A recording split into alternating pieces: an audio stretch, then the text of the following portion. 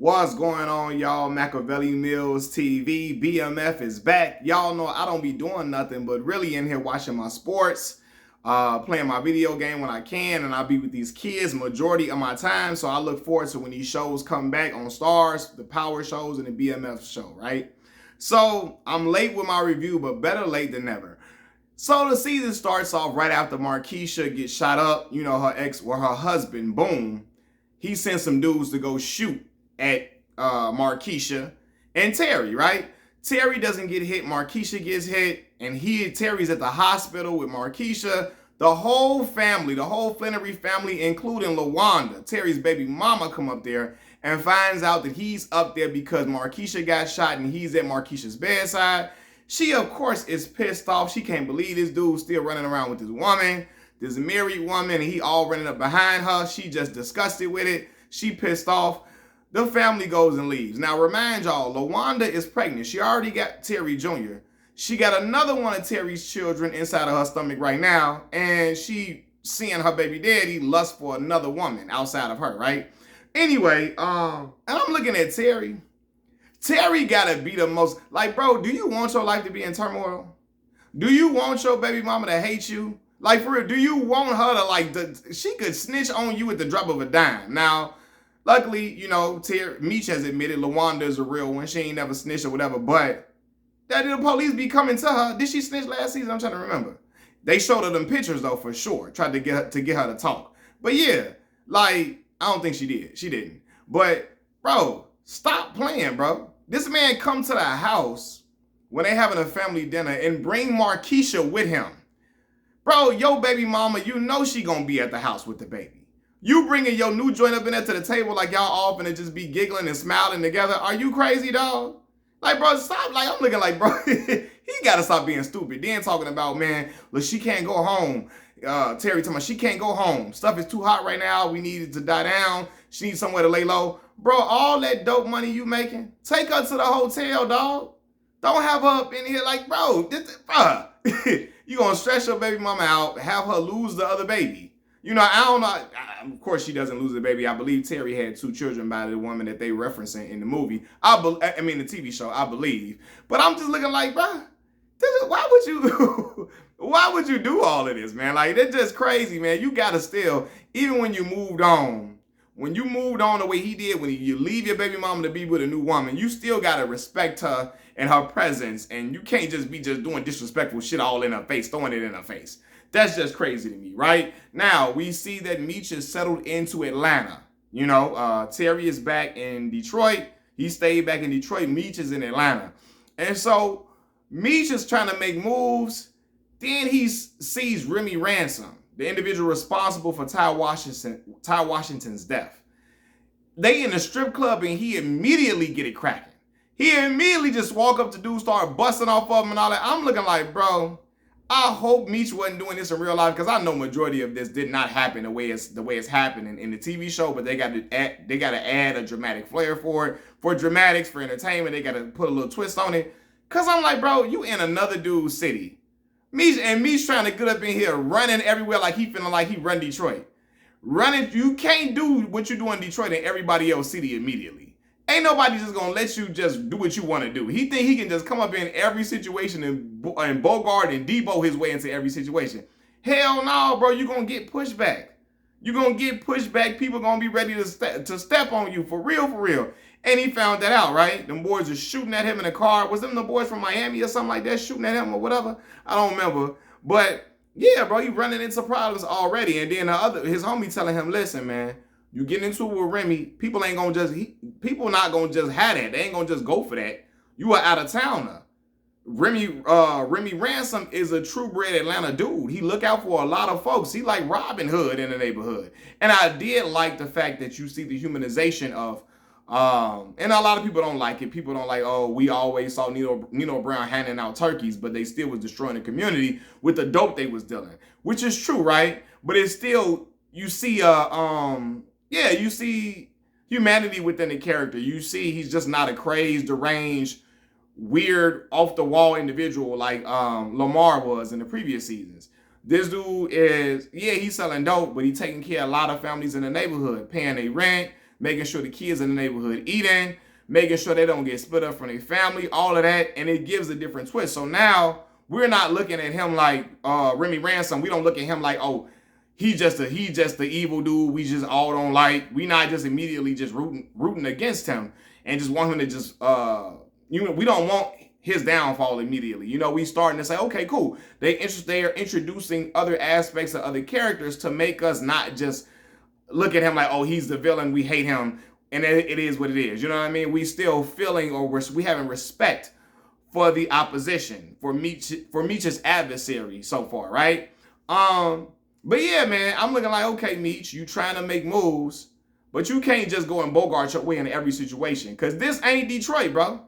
That ain't how it work in life. Even if you got a name in Detroit, you got to still make your name elsewhere and earn the respect of folks in the town. We see a guest appearance from Neo with that toupee on his head. And you know what? People looking like, why they got Neo here? I like Neo's acting skills. I like Neo. Excuse me. I liked him in Stomp the Yard. I thought he was really dope in there. And I'm interested to see what he can bring to the show. Yeah, 2 Chainz might be a little rough around the edges.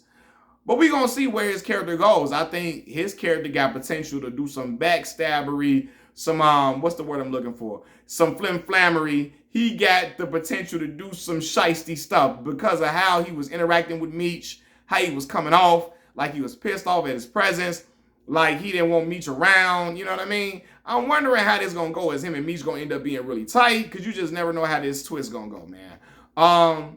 Yeah, then we seeing offered with Detective Bryant. Detective Bryant's son shot and killed a person, right? Did he kill him? I think he did kill him. So he did.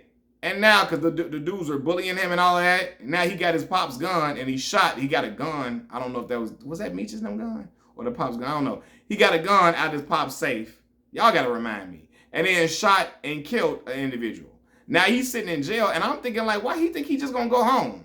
After you shoot and kill somebody, you think maybe he thought because his daddy, the detective, he can just get him off. But I'm looking like, bro, this is a heavy duty, man. You're not going to go to Disneyland after this now. You're not like, bro, But anyway, Detective Bryant is in a pickle. Now he trying to get his son off of this situation because he don't want his son getting sent to juvie. But come to find out, that's exactly what's going to happen. He was trying to find him a good lawyer, good representation. And in the process, the son is getting shipped to juvie. He know his son ain't built for that life. You know what I mean? He telling them, hey, you can't be crying in there. Cry to yourself. Don't cry in front of other people. Don't ask too many questions in there. Don't show that you scared. I'm paraphrasing, but stuff like that. And now I feel bad for the kid because he ain't cut out for that life. And he the type to go in jail and people be messing with him, trying to bully him and all that, trying to extort him, all of that. And it go worse. It go terrible. Go from bad to worse. And I hope we don't have to see that type of stuff happening to the young shorty because I don't really want to see that. And he a kid that just, was getting bullied. And my father always told me a scared person to kill you in a minute when they scared. That's a fact. When you bullying somebody and they're afraid, they will do the most damage to you because they're scared and they just want you off their back by all means, any means necessary, right? So I'm wondering how he gonna get him out of this situation, how it's gonna play out. And Detective Bryant pissed because he like, Meech and Terry free and my son in jail? What the hell? But, I feel like why he didn't get, it's stuff he could have done with that bully beforehand, you know what I mean, to get this to stop this from going to that level, instead of just trying to make your son just a straight up goon when you know he's not a goon. You know what I mean? You can still teach him to defend himself, but he ain't no goon. He should have intervened somehow in the middle of that before it got to that point. Now, let's go to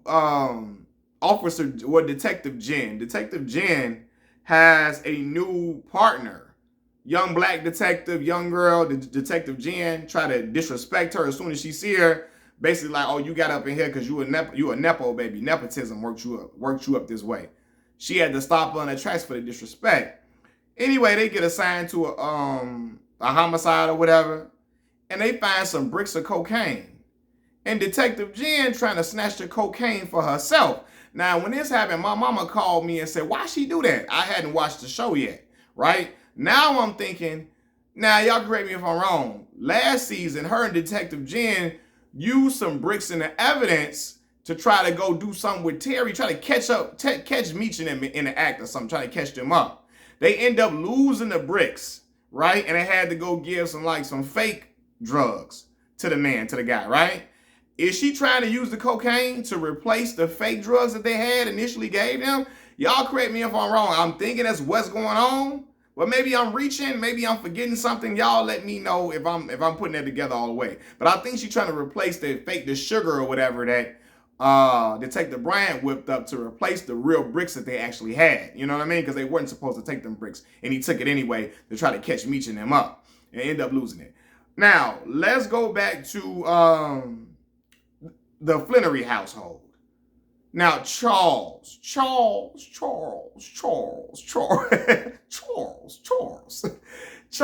trying to get back in there with Lucille. And I ain't gonna lie, Lucille looking to look good now. Lucille might get driven through that mattress, goddammit. I ain't gonna hold you. Lucille looking like six wings with salt and pepper and extra mild sauce from Harold's Chicken. Goddammit, she look good. Alright. So anyway, she got that little sexy dress on and flying through the house, and Charles is salivating at the mouth like he was looking at remember when Mabel put them titties on his back and the brother and the brother said, oh God, he caved in and fell in. That's what it looked like it's about to happen. And that's what it looked like, he was looking like the same little weak. He looked like he was feeling weak for his wife. Like, he want that woman. He want her, right? And he's trying to show her affection, come behind her. And she let him embrace her. And then for her to turn around and say, I think it's time we should move forward with the divorce. He looking like, what the hell? I'm looking like, why, Lucille, why you playing with that man like that? Had that man thinking he finna get back in good. He finna kiss on your neck a little bit. And he gonna be right back in the safe spot, right? And it ain't happening, right? And then she tell him you can sleep in Terry room now. Since Terry moving out, you can sleep in Terry room. First she told him the couch. Now you can move in Terry room. And the brother he is pissed off. He looking like, man, it's still my house. She like, hey, go up in there with Terry. Go in the Terry room, and that's where you gonna be at. Then we see, at the family dinner part, I skipped over this. She say, thank you, Lord, for this food Meech has provided. And I'm looking like she throwing shots at Charles because Meech didn't provided this goddamn meal and not you, Charles. And Charles got that look on his face like he wanted to reach over there and shove like some cake in her face like goddamn Lawrence Fishburne did to Angela Bassett on What's Love Got to Do With It, Eat the Cake. And he was pissed off for real. Heated, man. But yeah, man, and I'm looking at the dynamic between Terry and Meech. Because in real life, they ended up having problems and they bumped heads. And they didn't speak for years while they were in prison. And as you can see at the beginning of the episode. But now the way it's being depicted is Meech is all about the business and taking care of the family, while Terry is running behind some woman that is married, you know what I mean? And like I said, he be with this woman, Markisha, more than he be with his own damn kids. And maybe because I be with my kids a lot, I don't know. He running behind Markisha more. We don't never see him with little Terry. And I know it's entertainment, y'all. I know it's TV. They're not gonna always show him in his son, but damn. But Meech don't be with his kids either. So hey, but yeah, it looking like they're because Terry was trying to get revenge for Boom shooting at him and Markisha. And he wanted to be the one to do it so his name can hold weight out here, so people wouldn't think he's soft. And Meech going behind Terry back like, hey, listen, don't let my brother do that. He calling his brother Tender D-I-C-K. Don't let that Tender D-I-C-K N-word do that now. One of y'all got to do that. Have one of your homies do that. Don't have my brother doing that. No, he too riled up. He too upset. He too hot. One of y'all do that. Don't let him do that. And Terry was getting into it with his own men. Like, hold on. Is y'all listening to Meech or me? He ain't running stuff, man. He ain't in Detroit no more. He in Atlanta. Y'all in my crew, y'all listen to me. Now, Terry and Meech made up on the phone or whatever after they was cussing each other out because Meech calling them Tender, you know what, and telling him, I told you, leave that hoe alone and all that. They made up and all that, which is good to see. But now you see that at times they can be at odds with each other, which probably can have them at a disconnect at times throughout the drug game, which I think we will see as the season progresses. Them being at odds and wanting different lifestyles and wanting different things and being two different personalities. And I think that will have them clashing more as the season progresses. And Meech is setting up his operation in Atlanta, and Terry's setting up his operation in Detroit, even moving from the record spot. He's trying to get a restaurant or something like that to be washing their money in or whatever, right? Or to have it as a meetup spot and all that. So yeah, man, I'm really excited to see it where this season goes. But I'm gonna tell y'all right now, I was happy to just hear, at least you could wish me luck. I'm telling you, if Uncle Charlie, to hear Uncle Charlie say a nigga moving weight, I'm sorry, y'all. I don't even be saying the N-word on my channel. To hear him say that on there, I was like, oh my God, they got Uncle Charlie saying the N-word up on here, man. Good Lord. But yeah, man, entertaining first episode. We shall see where this season takes us. But I'm glad that we got something else to watch from Curtis 50 Cent Jackson. Machiavelli Mills TV. I'm out, y'all. Peace.